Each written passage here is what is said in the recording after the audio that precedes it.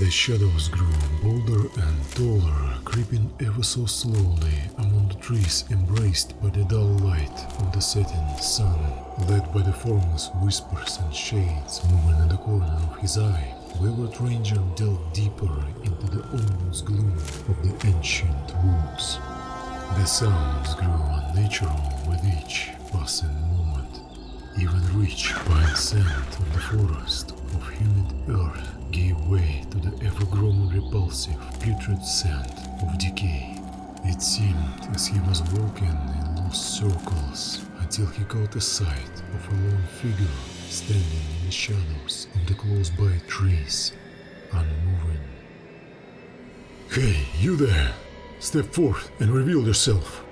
The figure twitched, giving no response. Until... Out of darkness, nightmarish creatures shambled out, tainted and moldy as the ground they walked upon. The rotten husks, manifestations of some dark will risen to undeath. As they walked upon from every side, the ranger prepared to take his final stand. When suddenly...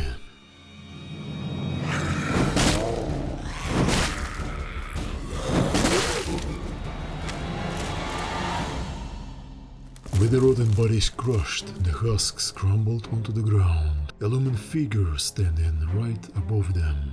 Hearty and resolute, if a bit short, and battered equipment on the side gave away the adventuring nature of the unlikely, friendly face in the surrounding gloom.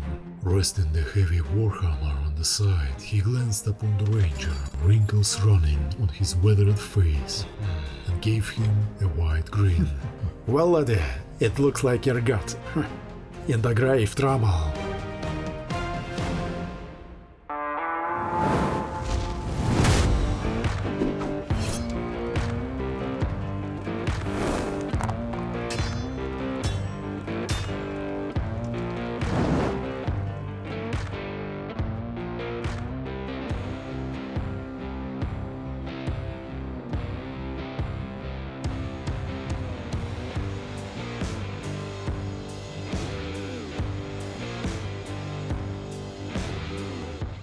Hello everyone, and welcome back to Gerald's Forge and the second chapter of crafting the forest terrain for your tabletop games.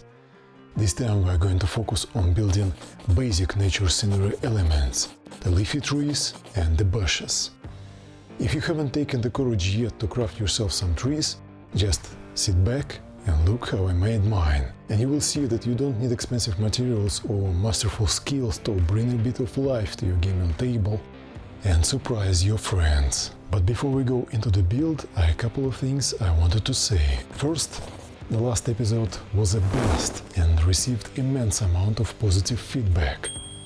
I was kind of nervous about how people would receive these more story-driven intros, and it was a relief to see so many people appreciate the work being done on that. If you haven't watched the first episode, I highly suggest you do so, because that's where Wayward Ranger's story actually began. And second, Gerald's Forge just recently reached 1,000 subscribers, and that's a huge milestone for me and the channel, and I've got you to thank for it. These videos take incredible amount of time and effort to create, and that wouldn't be at all possible without all of the special support of awesome people on Patreon. I tend to handcraft a lot of things, like our new dwarf fellow or that miniature broken cart, but the videos don't get to release as fast, so if you're curious to see how I actually made all of those little things, I encourage you to check out my Patreon, where I post on a regular basis.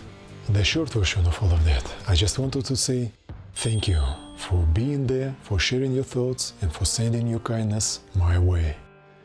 Alright, with that being dealt with, let's get on to the actual build.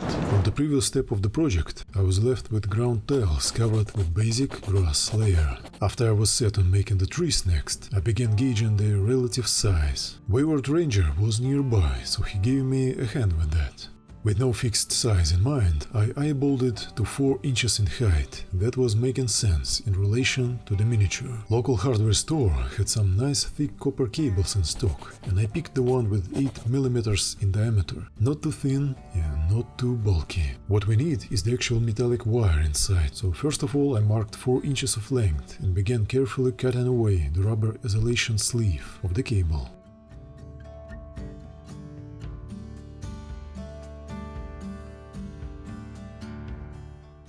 To prevent the wires from falling apart, you've got to twist and curl the bunch before you cut off the needed part.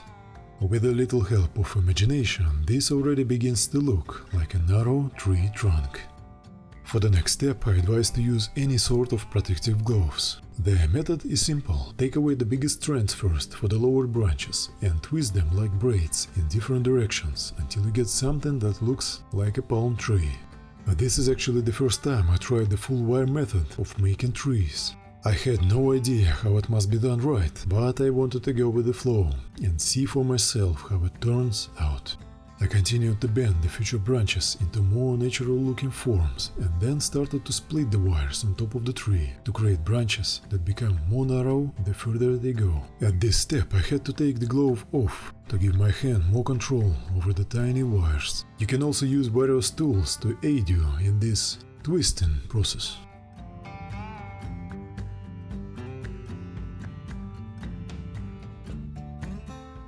This is what a bunch of wires turned into. I realized at this moment that the final tree will always be shorter than anticipated at the start, because the total length of the cable will be reduced to create those branches. But my good old ranger friend proved me that in this particular case it was alright anyway. To proceed with creation of the trunk, I had to fixate the tree on the base of some kind. Not being too creative here, I picked a scrap of cardboard and used the old super glue and baking soda method to secure the tree nice and tight. Onward to the texture. Having a great success with wood putty during the creation of the ground, I wanted to try it here as well. Yeah, the same brown wood putty I warned to not mistake with Nutella in the previous episode. In attempt to give it a bit of a texture, I added some baking soda to the putty. I'm pretty sure anything like simple sand will work great too, but I had soda right there before me, so that was a quick choice. The mix, while being thick, is easily applied with a brush. I took a large one this time around, since the precision was not important here.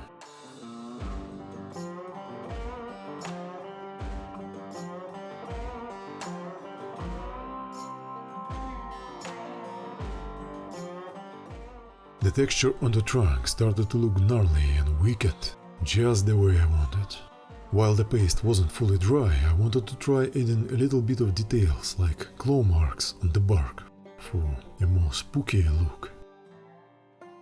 Leaving the first tree for the pathway tile to dry, I went forward to make the second one overlooking the campsite. This time around I've cut a bit longer bunch of wire and attempted to give it a more crooked, natural form. Now this looked more like a tree compared to the first stump I clumped together. Once the branches were all pulled out and I secured it on another piece of cardboard, I began to cover the trunk with the putty and soda.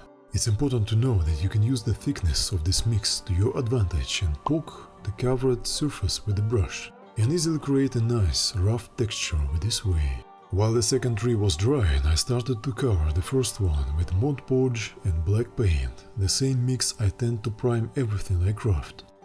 It evens out the texture, fills the crevices and unifies the piece, making it ready for paint.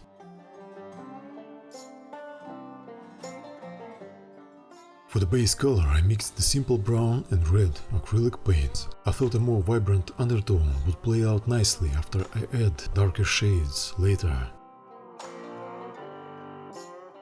At this step it looks quite surreal, I agree. I proceeded with dry brush and more neutral brown tones on top of the bark.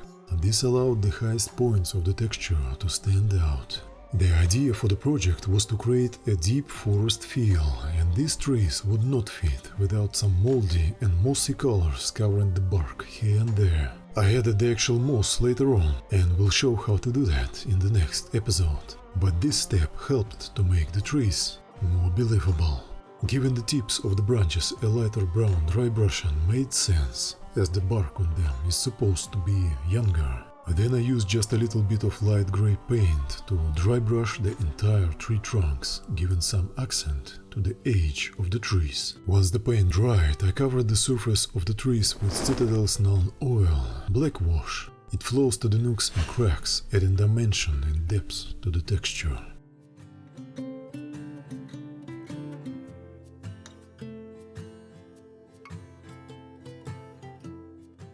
Painting of the trunks was concluded at this step.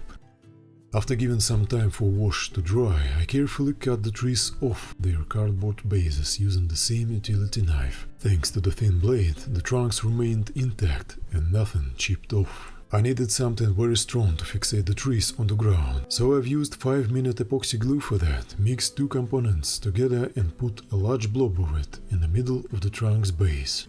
The outer rim was also covered with a bit of super glue. I did that to secure the tree in place and give epoxy glue the needed time to dry.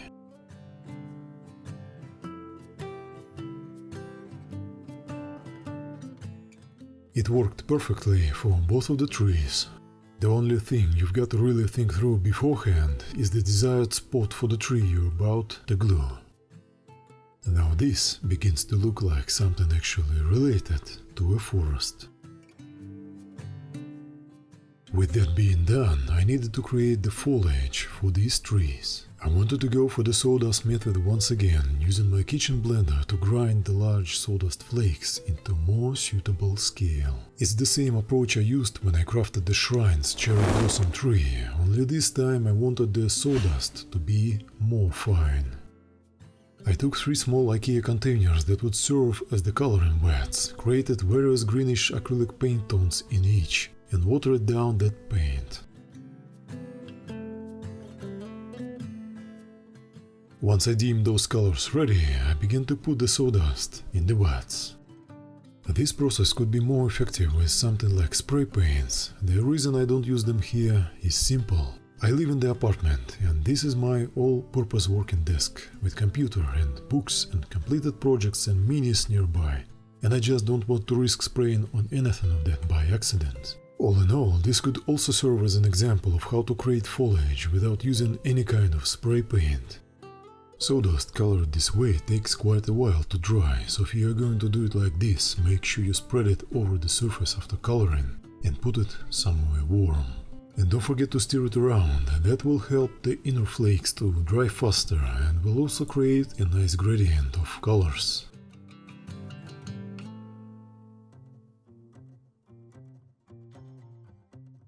When it dried, I began to cover the branches of the first tree with quick drying PVA glue and sprinkle little bits of sawdust over those spots.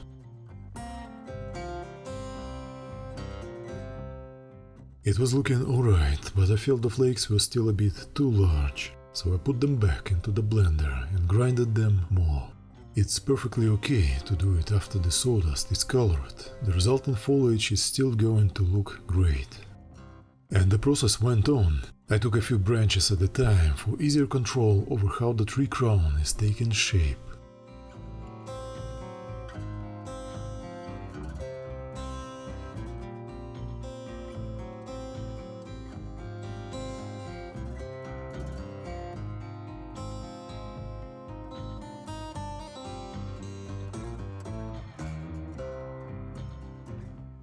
It's important to not forget about the undersides of the branches. To create dimension and bulk of the leafy crown, you've got to make layers of sawdust overlapping each other.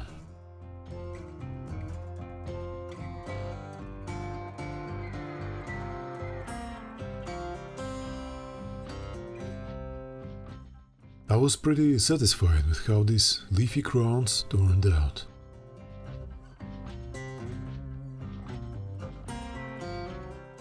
I decided to let the tree of the pathway tile retain the larger flakes of sawdust I initially glued on, and that created a contrast between the trees. It made them different. Got to say, this first tree has some kind of an apple tree feel to it.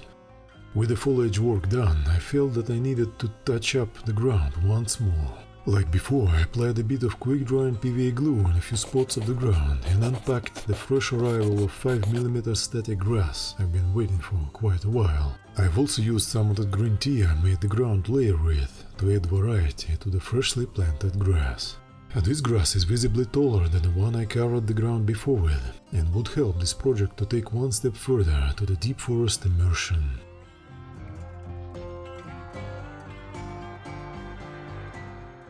Like I mentioned before, handcrafted static grass applicator works fine, but it still may pose a few challenges, so sometimes you've just got to take the manual approach.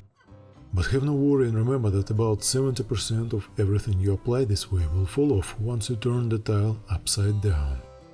Just try to not blow it off all around your workspace.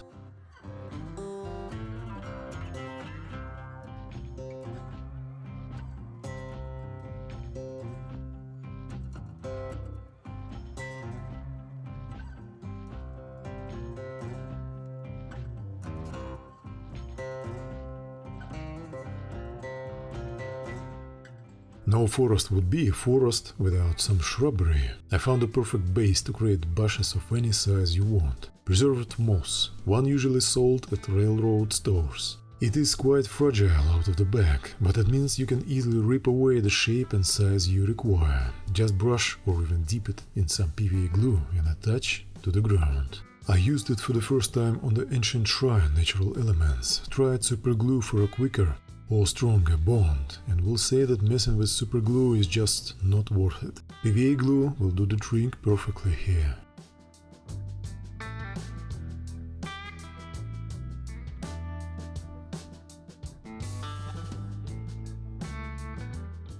You need to let it dry first so the bushes don't slide around. Then it goes as simple as brushing on some PVA over the little branches and sprinkling over anything you desire.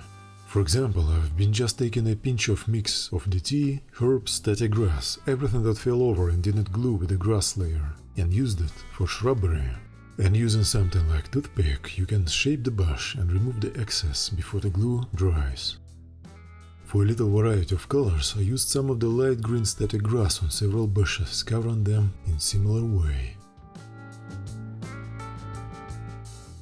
The thing is, when PVA dries together with all of these small flakes and particles, it creates quite a strong bond, so the bushes actually become some of the most durable elements of scenery.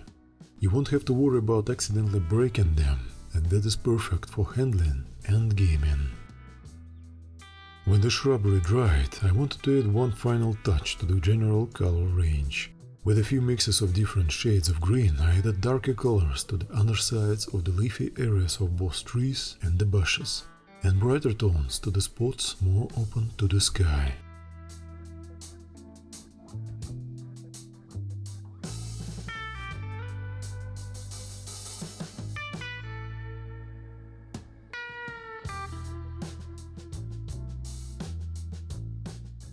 Not bad, wouldn't you say?